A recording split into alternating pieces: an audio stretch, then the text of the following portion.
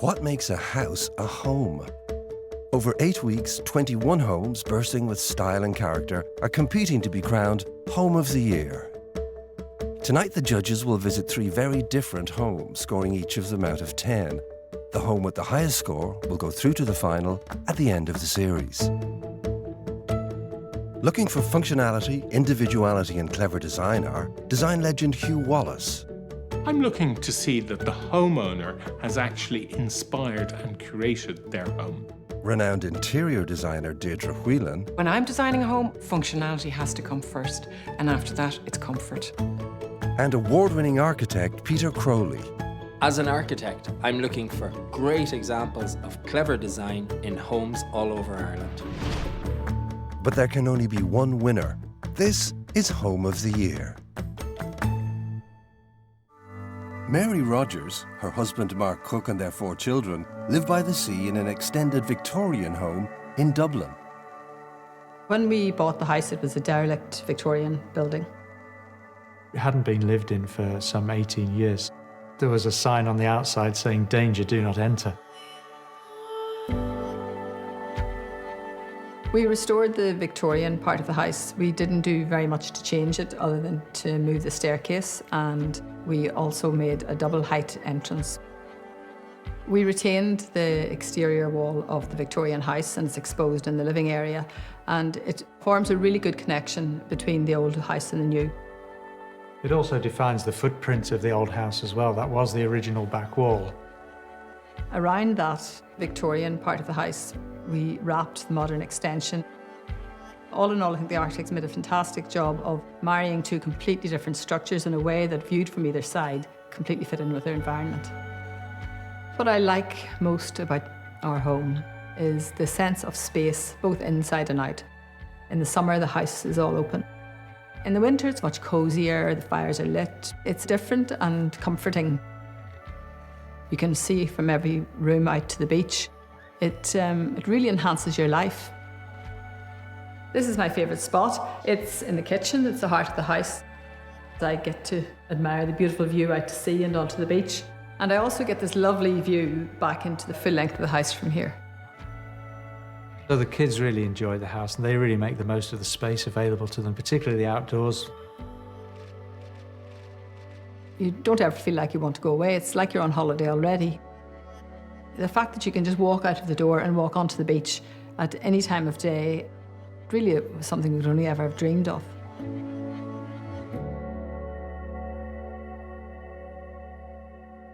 The judges must now assess the home armed with only the basic facts about the property and its owners. What a beautiful spot. It's a very clear modern intervention to an old structure. I really like that. It's unapologetic. I'm going to hold my judgment on the extension until I see the impact on the other side of the house. I think the garden is great. Yeah. The fact that they've taken the same approach as the Victorian architecture. There's a great little potting shed with tomatoes in it. Well, shall we explore then? Let's go.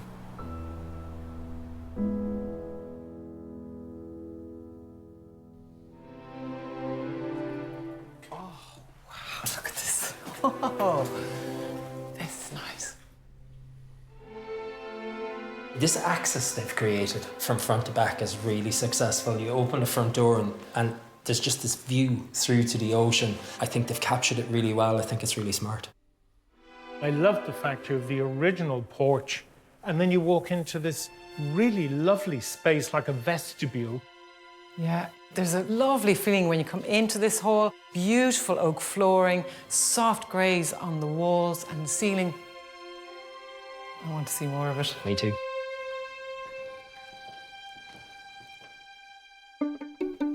Now, this is a showstopper, isn't it? Whoa. That is some view.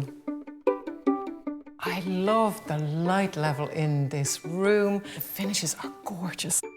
Great materials. I love the idea of the exposed stone from the back of the house. You can see the render has been taken off and all of the old stonework exposed. Then we've got these really hard, clean, simple, modern intervention beyond.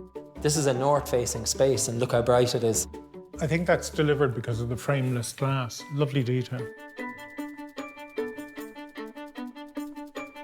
This is some kitchen, and I wonder why they picked this as their favourite spot. Some view.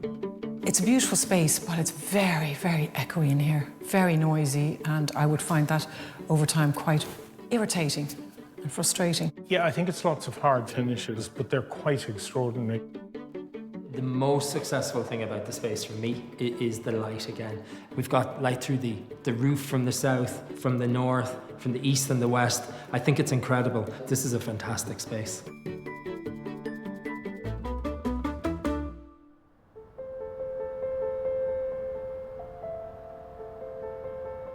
That plinth is just very heavy.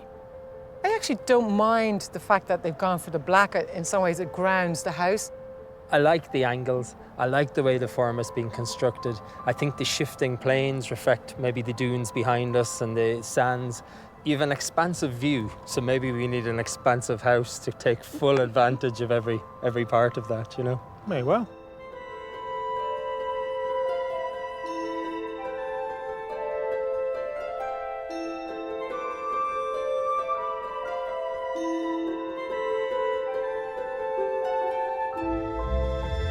Oh, look at this master bedroom.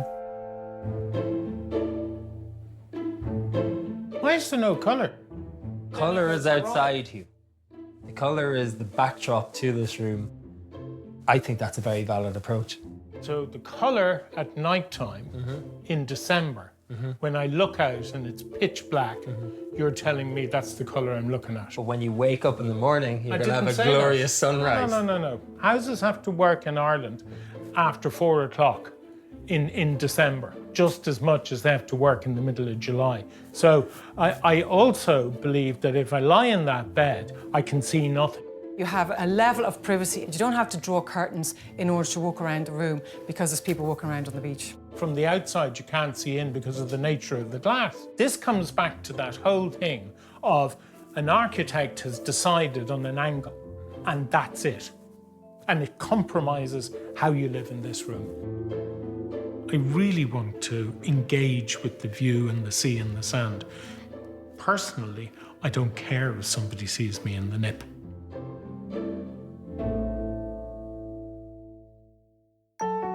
The home will now be marked out of 10.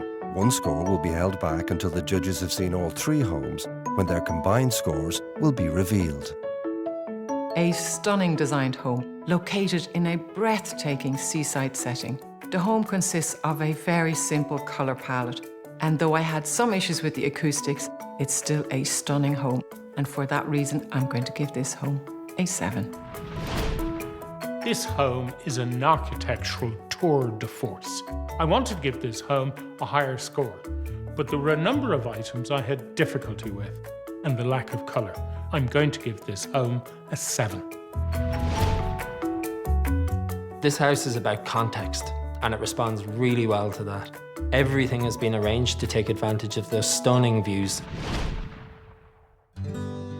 Ciara Denver and her husband Pete Boyle took on the challenge of lovingly restoring a period home for their family in Belfast. Well, when we bought the house, it was a complete wreck. It was absolutely derelict. I think it had been empty maybe 20 plus years. The house naturally divides into 2 sections. When you come in the main entrance, off to the right, you enter the grand reception room, which has a beautiful staircase. And off that, we have a large, grand, formal dining room, a drawing room, which opens into a library. Off to the left would have probably been the working end of the house. Tried to save every single last piece of it. I mean, those original windows, the original shutters, original doors, much of the flooring's original. I had a few rules when I started out. The first was just to respect the history of the home. The second was to absolutely make it a home. And the third was to have some fun. I just didn't want it to turn into a boring museum type house. It was originally built for a Scotsman, James Combe, and he was a merchant. And when you get right up to the very top of the house, there's a little turret. And from there, you can see the docks. And I assume the purpose of that was so that he could see his ships coming and going. This This is my favourite spot. We come up with blankets and a glass of red wine, and we get the most amazing sunsets here. It's absolutely dreamy. One of the main reasons we were in a hurry to get it done was that the kids were young and we wanted them to have a period where we lived here as a family. We didn't want to finish it and then have them all go leave the house. This house is an absolute pleasure to live in. It feels homely. It's a lovely place to live. A magnificent grand house. The scale and excess detail is just incredible, isn't it? The sandstone, it's mottled from 150 years of the weather beating down on this building. I love the colour that they've gone for in the window frames because it almost makes them disappear. It's very subtle and very sophisticated. I'm just so excited to see what the inside brings.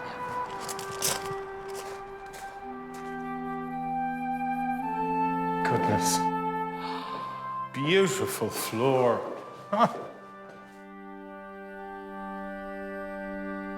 Wow! Look at that. I mean, I've never seen anything as spectacular as this. The combination of the original with the contemporary touches. And it all sits so perfectly with the panelled walls. Shall we go and explore more? Absolutely. You coming?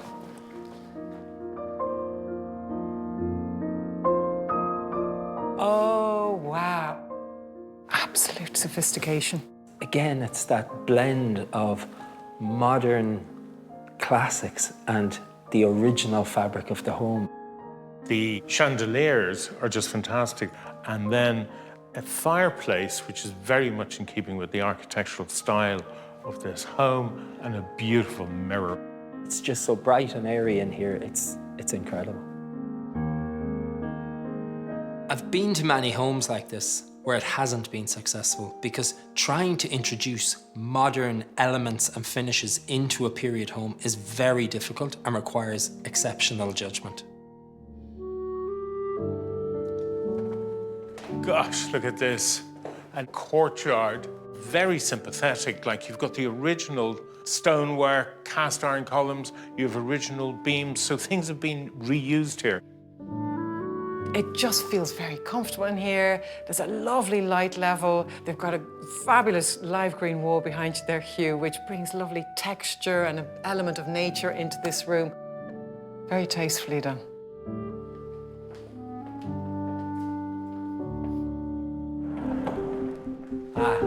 So we have the kitchen, and once more, it's a spectacular space. The light in here is amazing. Again, a space that feels very bright and airy. And an amazing connection with the garden, Peter. Very little storage in this area. I think that's because we have this fantastic pantry down here. Wow.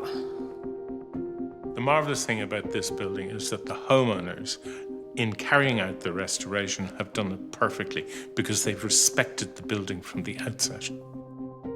Oh, you could sleep on this carpet.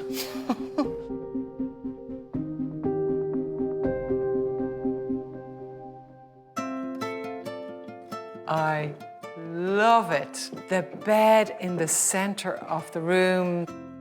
The fact that they've gone for a crushed cotton so it doesn't have that perfectly ironed effect. And then the big quilted throw with that nice little detailing. And the colour palette, the soft grey, the pink, the little bit of white, and then that touch of yellow ochre. This is such a sophisticated bedroom. Just amazing. Like that ceiling rose has that ecclesiastical vibe going on in it. This room is about stripped back, elegant simplicity. It's just a really good lesson in how to bring modern and tradition together.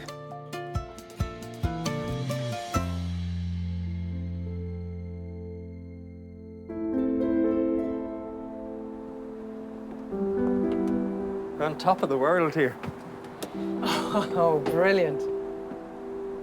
The owner's favourite spot, and it is really not difficult to figure out why, is it? I mean, look at this as a vantage point. Magnificent. We have the influence of Scotland, England, and Ireland. And it's that level of detail that makes these buildings just quite extraordinary.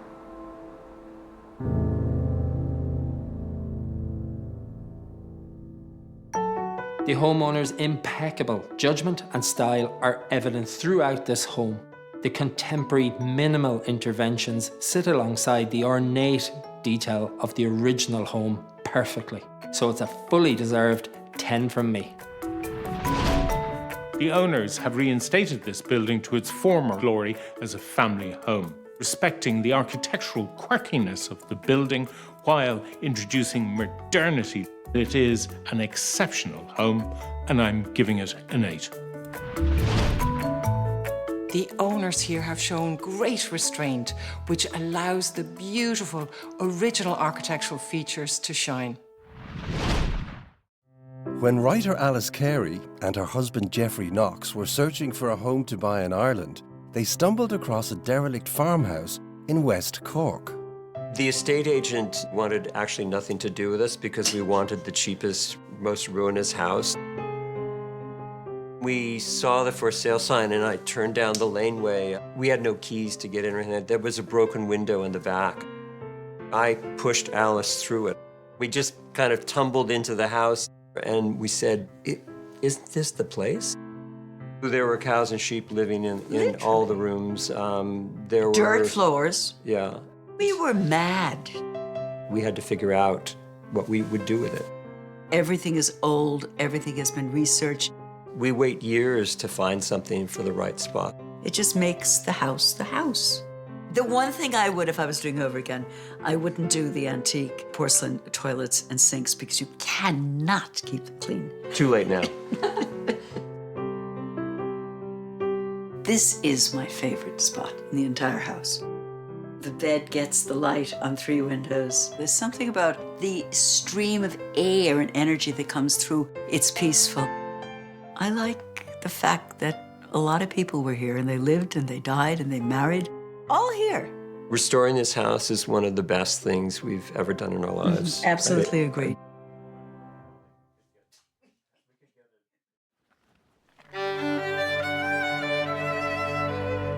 Completely hidden away. The render on it is sort of a burnt orange and it sits very gently against the landscape. It's idyllic, isn't it? Absolutely. What we have here is a lovely example of an early 19th century farmhouse. I feel I'm coming up to Granny's in Little Red Riding Hood. Shall we go on? Yes.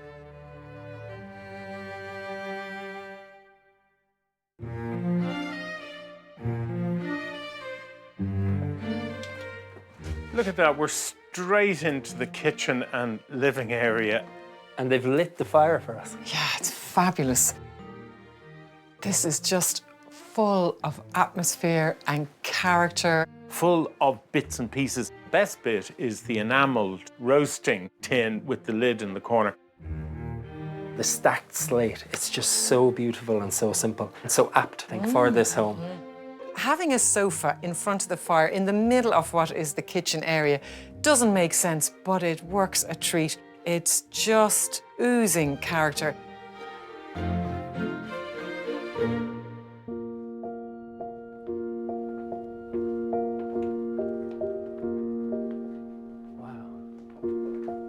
What we have here, I'd imagine, is an extension to the original home. I'm probably standing next to the remnants of what would have been the old back wall of the house. What's lovely is that you've come from a low-ceilinged old part of the house into a big volume space with a beautiful big south-facing window letting lots of natural daylight in here. Lovely soft green on the walls. It's almost kind of picking up the colour from the landscape.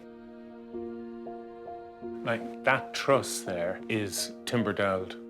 There's no nails in that at all. It may well be an original truss. And that's defined the actual size of this room. The old door hanging up here, I'd imagine it's from the original home. I bet it is. You know, most people would throw that out. That shows the respect the homeowners have for this house.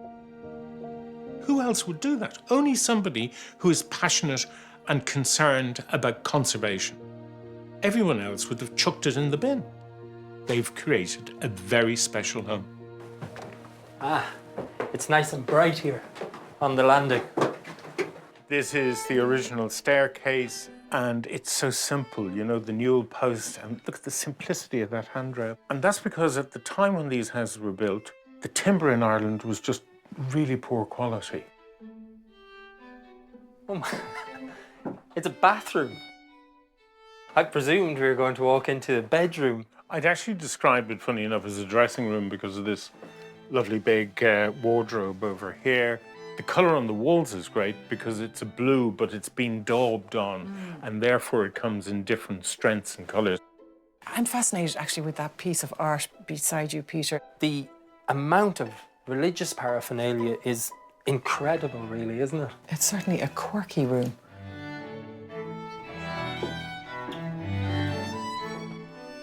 Their favourite spot. This is quite a bright room in comparison to the rest of the house, isn't it? I think it's because we've got windows on 3 sides, but also there's a sense of space. The house finally kind of releases itself.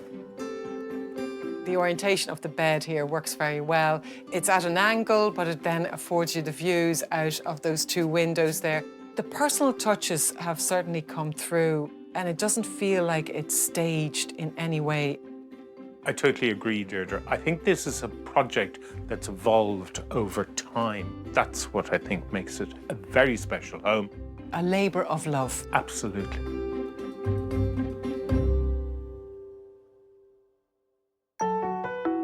This is a gem. I have great admiration for the owners who have made it their life ambition to bring this home back to life. It's very atmospheric and oozes character. For this reason, I give this home a 9. I would describe the renovation of this home as very honest and frank. In fact, it feels more like a recreation than a renovation. I'm giving this home an 8. This home is about the personality and style of the homeowner, their collection of furniture objects which belong in this exceptional and special home. Now that the judges have visited all 3 homes, it's time to see how they measure up against each other. First, Peter reveals what he gave the home in Dublin. I really enjoyed this homeowner's approach to how you extend a Victorian property. The homeowner went for a strikingly modern extension. In general, I thought the legibility of the extension against the original fabric was exemplary, really, and I gave it an 8. That's a good score. 2 7s and an 8, that's 22. Deirdre tells us her score for the period home in Belfast. What really struck me about this home was the total respect they had for the architecture, and then to contrast that with the contemporary furniture and the insertions that were new. I loved everything about this home. I gave it a 10. Wow. 2 10s. I know. 28 is our score. And finally, Hugh gives his score for the renovated farmhouse in Cork. You just didn't know what to expect when you opened that door. And you walked into this wonderland of personality. In my view, in this home, not only they restored it, but they conserved it. I just loved every inch of it, and I gave it a big old 10. Wow. So this house gets 10, 9, 8, that's 27. Wow, by the skin of his teeth. 1 point in the difference. This is a great finalist. I'm delighted. Amazing house, amazing family home. The home through to the final is the period home in Belfast. Next week, the search continues for Home of the Year.